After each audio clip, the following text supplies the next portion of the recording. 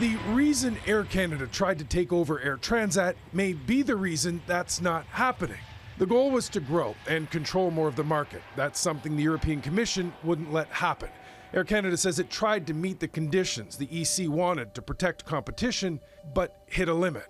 In a statement, the company says, quote, Air Canada has concluded that providing additional onerous remedies, which may still not secure an EC approval, would significantly compromise Air Canada's ability to compete internationally.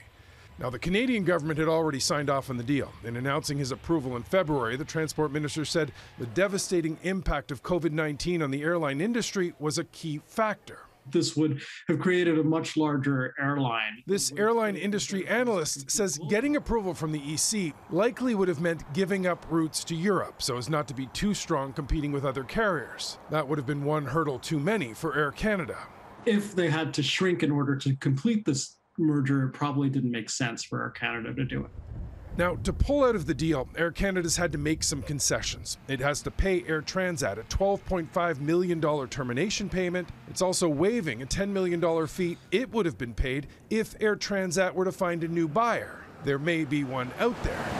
Quebec media mogul Pierre-Carl Pelleteau made his own offer for the company in December and is confirming it's still on the table. Air Transat said Friday it's considering pursuing those discussions. Now, the federal government is already saying it's in talks with Air Transat and focused on protecting jobs. There will also be pressure on the Quebec government to support the company. Its headquarters are in Montreal, but that may be slightly more delicate.